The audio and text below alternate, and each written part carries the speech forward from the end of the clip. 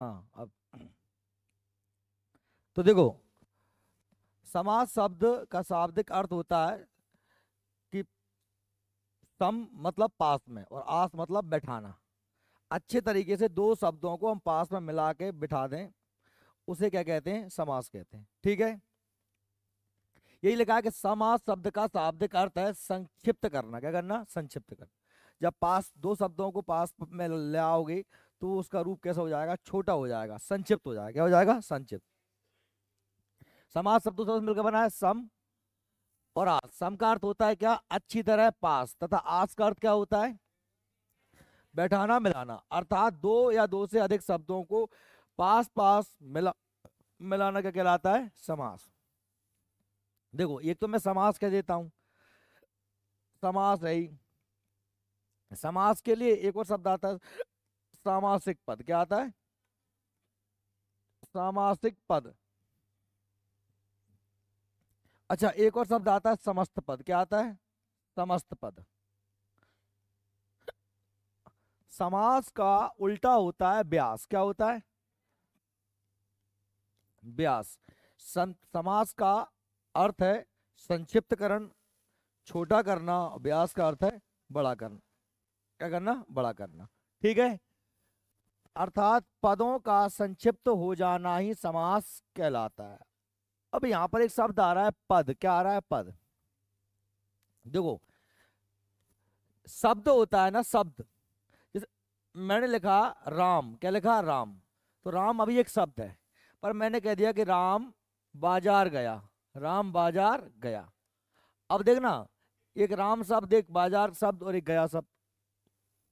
तो जब भी वाक्य में शब्दों को प्रयोग करते हैं तो उन्हें पद कहते हैं। क्या कहते हैं? संज्ञाई पद कैसे कहते हैं? जब कोई शब्द वाक्य में प्रयोग हो जाए। क्या में प्रयोग हो जाए? वाक्य। या मैं ऐसे भी कह सकता हूं कि शब्द के साथ यदि विभक्ति लग जाए, है ना, जैसे राम ने दूध पिया, तो राम ने दूध पिया। शब्द के साथ जब क्या लग जाए? विभक्ति, ने, मैं, को, पर, से इत्यादि, तो वह शब्द क्या कहलाता है? पद कहलाता है। क्या कहलाता है? समझ में आ रही बात मेरी? पद। अब हम यही कह रहे हैं कि जब दो या दो से अधिक पद, पद माने एक प्रकार शब्द ही होते हैं, पद को हम पास पास ले आए और उनसे एक छोटा रूप बना दें, उसे क्या कहते हैं? उसे समासिक पद या समास कहते हैं। जब उसको दूर दूर कर दें उसे क्या कहते हैं? व्यास।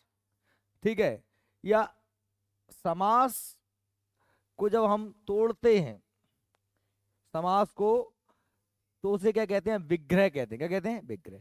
जैसे संधि को क्या कहते हैं? विच्छेद कहते हैं। ठीक है, संधि में क्या होता है? दो वर्ण मिलते हैं। क्या मिलते हैं? दो वर्ण। समास में क्या मिलते हैं? दो शब्द मिलते हैं। क्या मिलते हैं? ठीक है, जैसे मैं आपसे कहूं कि राजपुत्र कहा मैंने। क्या कहा? राज। अब राजा शब्द है एक, और एक शब्द क्या है? पुत्र है। दो शब्द हैं, राजा का पुत्र। इसमें बीच में क्या लगा हुआ है? का। इसलिए दोनों क्या है? पद हैं। क्या है? पद, क्योंकि विभक्ति का प्रयोग हुआ है। अब जब मैं ये विभक्ति हटा दूंगा और दोनों को पास ले आऊंगा तो ये कहलाएगा राजपुत्र। क्या कहलाएगा? राजपुत्र। ठीक है, ये हो गया समास। आई बात समझ में? बीच में से एक पद, ये विभक्ति गायब हो गई और इसका छोटा राजा का पुत्र का क्या हो गया? राजपुत्र।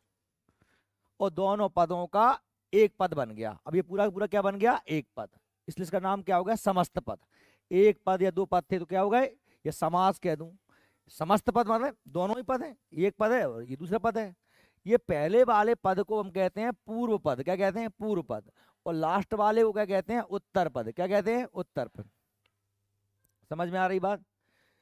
समास में दो या दो से अधिक पदों को मिला करके एक किया जाता है, इसलिए उसका नाम क्या होता है? समस्त पद। क्या होता है? समस्त। सामासिक पद या फिर समास। क्लियर? तो क्या लिखा है कि समस्त पद या सामासिक पद, जो शब्द समास के नियमों से बनता है वह सामासिक पद कहलाता है। ये समास के नियम से बना, इसलिए क्या कहलाएगा? सामासिक पद कहलाएगा। ठीक है, समझ में आ रही बात? ये राजपुत्र समास के नियमों के हिसाब से बना, इसलिए क्या कहलाएगा? सामासिक पद या समास कहलाएगा। ओके, अब समास विग्रह क्या होता है? जब मैंने कह दिया कि राजपुत्र लिखा था, राजपुत्र लिखा हुआ था, और इसको मैंने वापस से क्या कर दिया, राजा का पुत्र कर दिया। क्या कर दिया, राजा का पुत्र। तो ये कहलाएगा समास का विग्रह। क्या कहलाएगा, समास का। सामासिक पदों के संक्षिप्त रूप था उसे वापस से अलग अलग पदों में बांट देना सामासिक पद। समस्त पद के सभी पदों को अलग अलग करना ही समास का विग्रह कहलाता है। ठीक है। प्रत्येक समास पद में दो या दो से अधिक पद होते हैं। मैंने कहा राजपुत्र में दो पद हैं, एक पहला वाला पद है इसे कहेंगे पूर्व पद, और बाद वाला पद इसे क्या कहेंगे, उत्तर पद। पूर्व पद तथा उत्तर पद पर उत्तर पद, जैसे राजाज्ञा, राजाज्ञा में राजा की आज्ञा, राजा पूर्व पद है और आज्ञा उत्तर पद। बात सही में आ रही। परसर्ग, पूर्व पद और उत्तर पद को जोड़ने वाले शब्द को परसर्ग कहते हैं। भाई यहां परसर्ग क्या था, का। परसर्ग आपको पता ही है, मैंने विभक्ति को परसर्ग भी कहते हैं, पढ़ाया था मैंने आपको।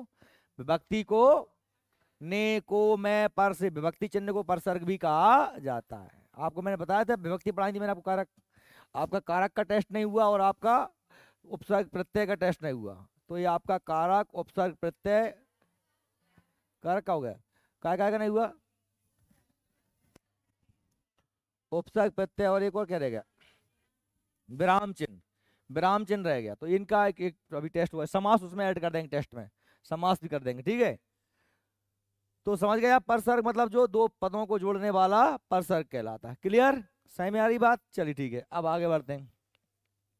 संधि समास में क्या अंतर है बेटा, देखो संधि समास में क्या अंतर है। संधि में दो वर्ण मिलते हैं, क्या मिलते हैं, दो वर्ण, और समास में दो शब्द मिलते हैं। ठीक है, संधि की वजह से क्या होती है कि दो वर्ण मिलेंगे और कुछ नया बनेगा। दो वर्णों के मेल से जो विकार उत्पन्न होता है उसे संधि कहते हैं। ठीक है, दो पदों के मिलने से नया एक समस्त पद बनता है उसे समास कहते हैं। संधि समास में अंतर, संधि दो वर्णों का मेल है परंतु समास दो शब्दों का मेल है। ठीक है, जैसे मैंने कह दिया नील कमल, क्या कह दिया, नील कमल। अब नील कमल एक पद है, अगर मैं इसका विग्रह करूंगा तो क्या आएगा, नीला है जो कमल, नीला है जो कमल। अभी हम ये बात नहीं कर रहे समास कौन सी है, वो अलग बस हो जाएगा। हम तो बात कर रहे हैं कि समास क्या है। भाई दोनों पद अलग कर दिए, नीला और है कमल, और है जो ये क्या हो गया, परसर्ग हो गया, से जुड़ा है। ठीक है, अगर मैं आपसे कह दूं, मैंने आपसे कह दिया कि प्रत्येक, तो इसमें प्रत्येक जो है इसमें संधि, इसमें कैसा हो जाएगा, प्रतिधन एक, प्रतिधन एक। तो ई और ए मिलकर क्या बन गई है, ए बन गई। क्या बन गई है, ए, ये बन गई है, या बन गया, क्या बन गया, या। तो दो वर्ण मिलते हैं और कुछ नया बनता है, वहां पर क्या होती है, संधि। और दो शब्द मिलकर के एक हो जाना क्या कहलाता है, समास। संधि और समास में समानता, दोनों में मेल तथा विग्रह होता है, दोनों में मिलते हैं और अलग अलग होते हैं, पर समास का विग्रह कहते हैं और संधि का विच्छेद कहते हैं। जैसे देखिए ये मेरा हाथ है, यहाँ से लेके यहाँ तक एक हड्डी है और यहाँ से लेके यहाँ तक एक हड्डी है, यहाँ पर क्या है, जुड़ा हुआ है, इसे क्या कहूंगा मैं, संधि। और ये मिलकर के दो जिसमें एक जान हो गया, मतलब मिल गया, बिल्कुल चिपक गया। अब इसे अलग करने के लिए मुझे तोड़ना पड़ेगा, तोड़ने को बोलते हैं विच्छेद, काटने को क्या बोलते हैं, विच्छेद करना। ठीक है, लेकिन मैंने कहा साहब मेरा कोई दोस्त है, मैं उसे गले मार डाल खड़ा हूँ, वो एक अलग व्यक्ति है, मैं एक अलग व्यक्ति हूँ, हम दोनों बस मिले हैं। अब दोनों हम दोनों में एक दूसरे को अलग कर दे तो क्या उसे क्या कहेंगे, विग्रह। मतलब हम क्या हो गए, अलग हो गए हैं, विग्रह। तो दो शब्द अलग हो जाते हैं, पर वह दो वर्ण मिलके बिल्कुल चिपक जाते हैं, एक हो जाते हैं, उन्हें काटना ही पड़ता है, बीच में से तोड़ना ही पड़ता है, उसे विच्छेद कहते हैं। ठीक है, ओके। चलिए अब समास के भेद की बात करते हैं। समास के भेद, समान सामान्यता हमारे मध्य प्रदेश पाठ्य पुस्तक निगम की पुस्तक में समास के 6 ही भेद बताएं। कितने बताएं, 6 भेद, है ना। पर मैं बताऊंगा समास की रचना के आधार पर 4 भेद होते हैं। कितने भेद होते हैं, 4। लेकिन आपसे सीधा प्रश्न आता है कि भाई समास के कितने भेद हैं, तो हम 6 ही लगाएंगे। देख समास के 6 भेद होते हैं। कितने भेद होते हैं, 6। समास के भेद कितने हैं, 6। ठीक है, एक श्लोक के माध्यम से दर्शाया गया है, द्वंद्व द्विगुरपि चाहम मद गेहे नित्यामय भावा तत्पुरुष कर्म धाराए एन हंस्यास महु बहुब्रिय। हालांकि ये श्लोक कौन याद करेगा, आपको पहले समास याद है, अव्ययी भाव समास, तत्पुरुष समास, कर्मधारय समास, द्विगु समास, द्वंद्व समास, बहुब्रीहि समास। समास के 6 भेद हैं, अव्ययी भाव, तत्पुरुष, कर्मधारय, द्विगु, द्वंद्व और बहुब्रीहि। सबको पता है ये समास भेद होते हैं, 6 भेद होते हैं। अब देखो मैंने जो कहा था आपसे कि हमारा जो समास है कौन सा, अव्ययी भाव समास 1, तत्पुरुष समास 2, द्वंद्व समास 3 और बहुब्रीहि समास 4।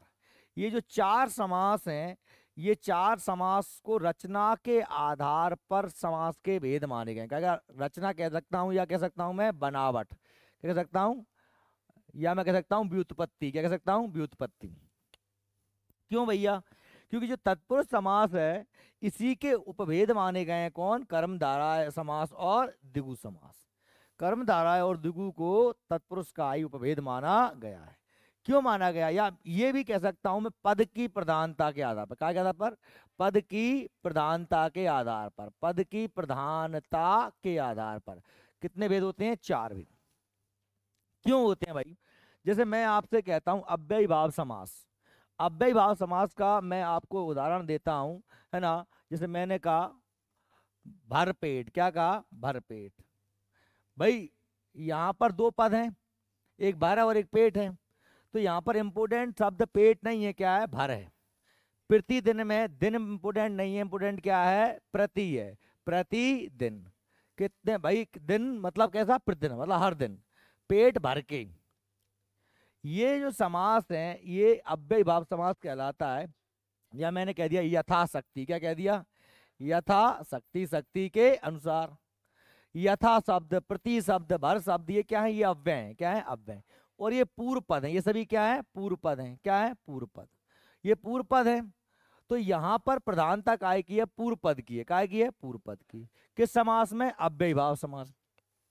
कौन सा पद प्रधान है, पूर्व पद। तो यहाँ पर पूर्व पद हो गया। अब मैंने कहा तत्पुरुष, तत्पुरुष में मैंने कहा कि भाई, तत्पुरुष में मैंने कहा कि राजा का पुत्र, राजपुत्र, है ना, राजपुत्र का। भाई इंपोर्टेंट पुत्र है, ना कि वो किसका, राजा का है कि गरीब का है, अमीर का। भाई पुत्र के बारे में बता रहे हैं, पुत्र किसका है, राजा का। किसका पुत्र है, राजा का पुत्र। बात समझ में आ रही मेरी आपको। तो भाई संबंध है, लेकिन बता रहा हूं मैं आपको पुत्र के बारे में ही बता रहे हैं, किसका पुत्र है, राजा का। इसलिए इंपोर्टेंट कौन है, पुत्र है। वो पुत्र कौन सा पद है, उत्तर पद है। देखो उदाहरण, एक और उदाहरण देता हूं मैं आपको। मैंने कहा नीलकमल, क्या कहा, नीलकमल। भाई बात कमल की हो रही है, कमल है कैसा, नीला है, क्या उसकी विशेषता है नीला। तो मैं कह देता लाल कमल, मैं कह दूं पीला कमल, उससे क्या पता है, बात किसकी हो रही है, कमल की हो रही है। कमल की विशेषता बतला रहा है नीला शब्द, इसलिए यहां पर भी कौन सा पद प्रधान है, उत्तर पद। अब हम, ये समास कौन सा हो गया भैया, कर्मधारा है, क्योंकि ये विशेषता, विशेषण विशेषता काय में जाते हैं, कर्म जाते हैं, है ना। ठीक है। अच्छा मैं यह कहूं कि साहब द्विगु समास, जैसे मैंने कहा चौराहा, क्या कह दिया, चौराहा कह दिया। अब चौराहा मैंने कहा तो इंपोर्टेंट राह है, राह कितनी है, चौर 4 हैं। तिराहा भी कह सकता हूं, दुराहा भी कह सकता हूं। भाई 2 राह है कि बात काय की है, राह कितनी है, 4। ये बता रहा है इसका विशेषता। और संख्यावाची विशेषण काय में आते हैं, द्विगु में आते हैं, काय में आते हैं, द्विगु में। इसलिए समास कौन से, द्विगु है। लेकिन इंपोर्टेंट यहाँ पर भी कौन है, राह है, राह रास्ते, क्या है, रास्ते। बात समझ में आ रही मेरी आपको। तो भाई यहां पर भी कौन सा पद प्रधान है, उत्तर प्रधान। यानी कि आप देखिए तत्पुरुष समास, द्विगु समास और कर्मधारय समास, तीनों समास में उत्तर पद की प्रधानता, किस पद की प्रधानता है, उत्तर पद की प्रधानता है। बात समझ में आ रही है आपको मेरी। अच्छा ऐसे ही मैं कहूं कि द्वंद्व समास, तो मैंने आपसे कह दिया, मैंने कहा कि माता पिता, क्या कहा, माता पिता। जितना इंपोर्टेंट माता है उतना इंपोर्टेंट पिता। दाल रोटी, दिन रात, सुख दुख, सुख और दुख। बात समझ में आ रही है आपको। तो यहाँ पर दोनों पद की प्रधानता है, कौन की, दोनों की। तो दोनों पद प्रधान किसमें है भैया, क्या में है, द्वंद्व समास में। दोनों पदों की प्रधानता, दोनों पदों की प्रधानता, ठीक है, कायम है भैया द्वंद्व समास में, दाल रोटी माता पिता। ठीक है। अच्छा मैं कहूं कि बहुब्रीहि समास, तो बहुब्रीहि समास मैंने कहा, बहुब्रीहि समास जैसे, जैसे मैंने कहा क्या, दशानन, क्या कहा, दशानन। अब दशानन कहा मैंने जैसे ही, तो आपने कहा कि 10, इसमें 2 ही पद हैं, एक तो 10 है और एक आनन है। एक एक पद तो क्या है, 10, 10 है कौन सा पद? पूर्व पद। और आनन कौन सा पद है? उत्तर पद। ये उत्तर पद हो गया आनन। तो 10 और आनन, ठीक है। 10 है आनन जिसके, अर्थात रावण। तो अब आप ये समझिए कि ना तो यहाँ पर महत्वपूर्ण 10 था और ना ही आनंद था। यहाँ महत्वपूर्ण कौन हो गया? रावण हो गया, जबकि रावण इनमें दिया ही नहीं है। रावण कहाँ दिया है? 10 और आनंद दिया है। 10 है जिसके आनंद, अर्थात रावण, है ना। हमने कहा लंबा उदर, तो लंबा है जिसका उदर, अर्थात गणेश जी। तो लंबा पूर्व पद था, उधर उत्तर पद था, तो ना तो लंबा इंपोर्टेंट रहा ना उधर इंपोर्टेंट रहा। इंपोर्टेंट हो गया कौन? गणेश। तो जहां पर ना तो पूर्व पद प्रधान होता है ना उत्तर प्रधान, यानी यहाँ पर अन्य पद प्रधान होता है। क्या होता है? अन्य पद। इसलिए इसमें बहुब्रीहि समास में कौन सा पद प्रधान होता है? अन्य पद। अन्य पद की प्रधानता होती है।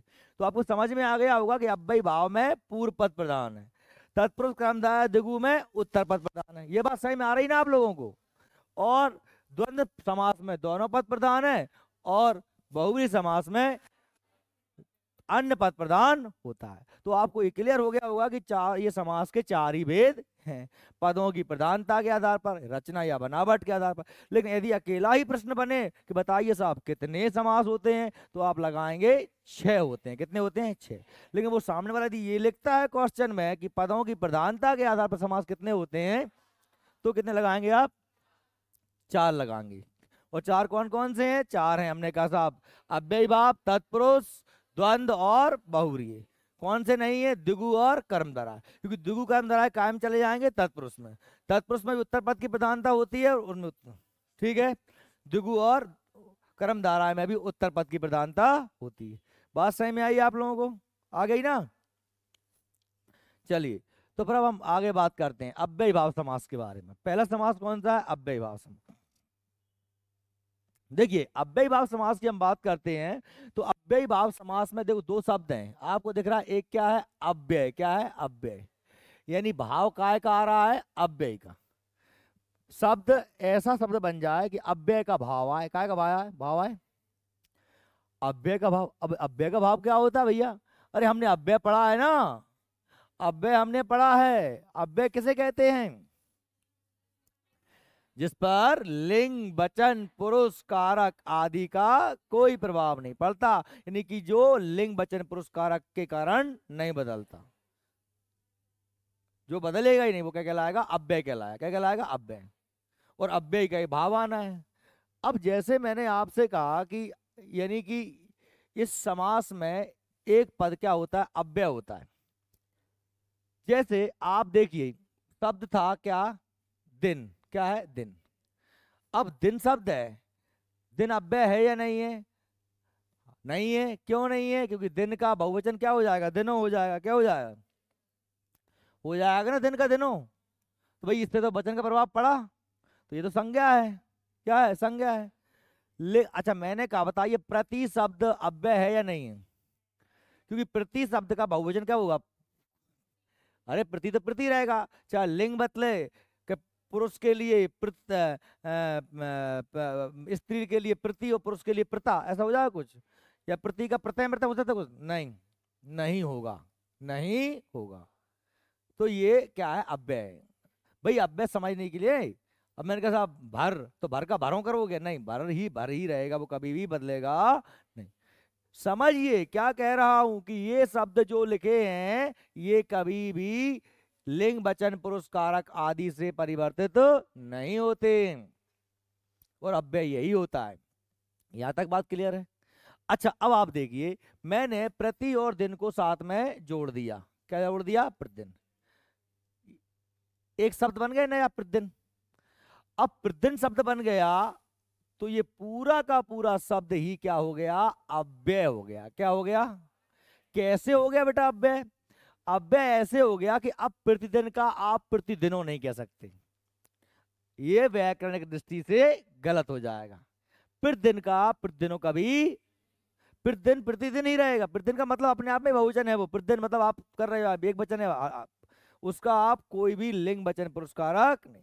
जैसे मैंने कहा कि भर, अब भर में भर तो अव्यय था ही, पेट नहीं था अव्यय, लेकिन जैसे ही मैंने भरपेट किया तो पूरा का पूरा समस्त पद ही क्या हो गया? अव्यय हो गया। अब भरपेट का भरपेटों, दिन का अकेले में दिनों हो जाएगा, लेकिन प्रति लगा दोगे साथ में तो प्रतिदिनों नहीं होगा। बात समझ में आ रही क्या मेरी? समस्त पद ही क्या हो जाता है? अव्यय हो जाता है। और ये समास तो बड़ा सरल है, आपको बचपन से याद होगा, भर पेट, या मैं कह दूं कि साहब प्रतिदिन, यथाशक्ति, यथा भक्ति, है ना, आ जन्म। पहला पद क्या होगा? अव्यय होगा। पहला पद क्या होगा? अव्यय। और समस्त पद फिर बाद में क्या हो जाएगा? अव्यय हो जाएगा। पहला पद ही प्रधान होता है, पूर्व पद ही प्रधान होता है, और वही क्या होता है? अव्यय होता है। आ रही बात समझ में आप लोग? देखिए क्या कह रहे हैं भाई, यही कह रहे हैं, ध्यान से देखिए कि इस समास का पहला पद उपसर्ग या अव्यय होता है। उपसर्ग तो आप जानते ही हैं, उपसर्ग तो आप जानते ही हैं, तो उपसर्ग होता है या फिर अव्यय होता है। एक शब्द का दो बार उसी रूप में प्रयोग हो, वहां भी अव्यय भाव समास होता है। कभी कभी ऐसे हो जाता है, जैसे मैंने कह दिया हाथों हाथ, क्या कह दिया? हाथों हाथ, तो ये शब्द भी क्या है? अव्यय। हाथ ही हाथ में, या मैं कह दूं मैं कह दूं डगर डगर, क्या कह दूं? डगर डगर। मैं कह दूं क्या? डगर डगर,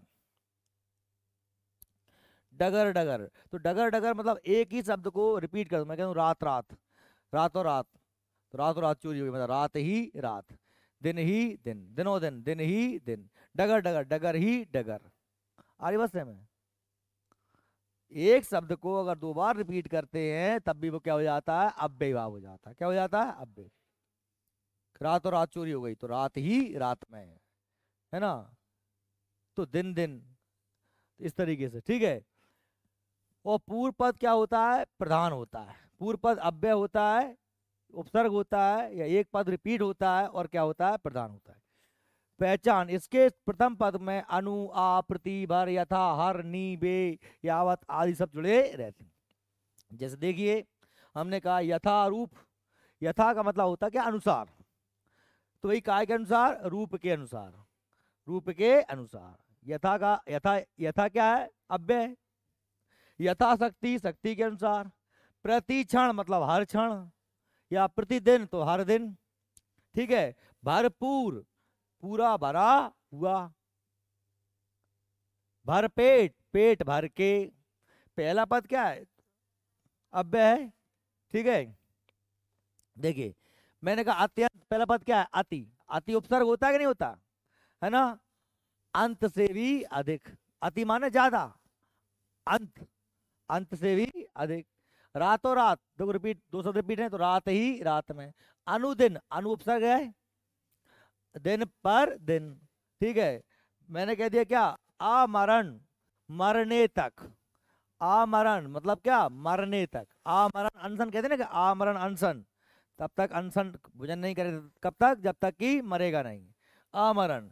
आजन्म, आजन्म मतलब जन्म से, आजन्म अंधा है, मतलब क्या? जन्म से लेकर, आजन्म अंधा है जन्म से। देखो अब बेटा मैं कह रहा हूं, देखो अब यहाँ ध्यान देना, आजन्म तो अव्यय भाव है, लेकिन अगर मैं कह दूं अजन्म, क्या कह दूं? अजन्म, तो अजन्म क्या हो जाएगा? तत्पुरुष हो जाएगा, नेह तत्पुरुष। कौन सा हो जाता है? नेह तत्पुरुष। तत्पुरुष का एक भेद होता है क्या? नेह तत्पुरुष। याद रखना, बड़ा आ और छोटा आ का क्या है? ये अंतर है। बड़ा आ और छोटे आ का अंतर है, ठीक है। इस अजन्म का अर्थ अर्थ क्या होगा? जिसका जन्म ना हुआ हो। छोटा, जैसे कि धर्म का उल्टा क्या होता है? अधर्म, है ना। छोटा नेगेटिव अर्थ देता है, क्या देता है? नेगेटिव अर्थ। और नेह तत्व का अर्थ यही होता है कि जो नेगेटिव अर्थ देता हो। लेकिन बड़ा आ क्या है? उपसर्ग है। बड़ा आ क्या है? उपसर्ग।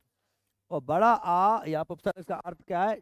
से लेकर, आजन्म, जन्म से लेकर, आजीवन, जीवन पर्यंत। आजीवन उन्होंने जो है अविवाहित रहने, भीष्म ने आजीवन, है ना, कुंवारा रहने की, अविवाहित रहने की प्रतिज्ञा ली। तो आजीवन मतलब जीवन पर्यंत।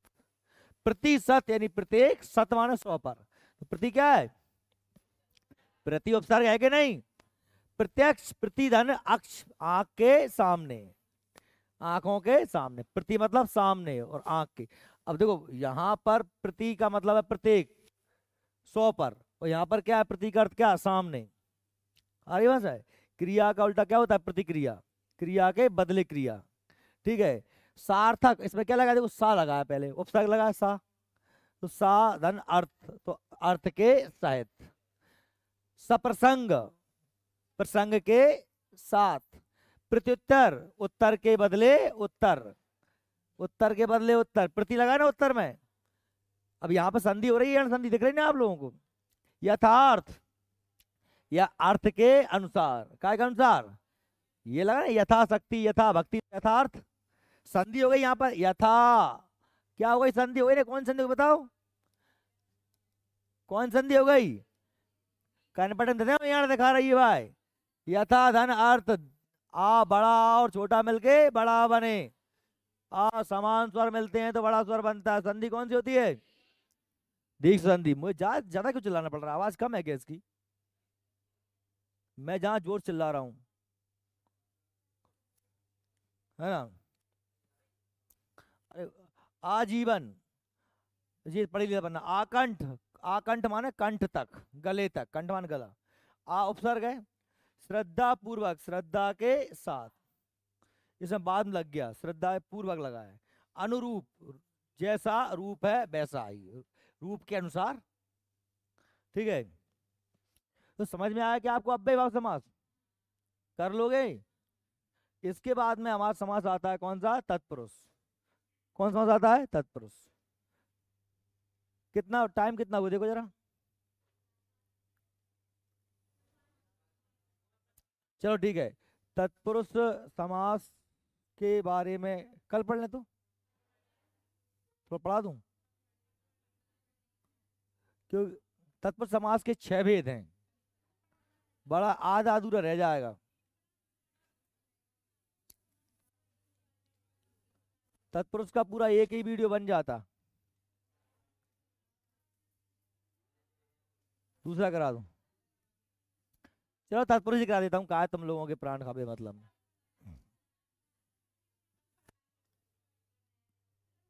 चलो ठीक है, जा स्टॉप कर दे, तो बंद कर दे, रहने दे, मैं होमवर्क पूछ लेता हूँ ना।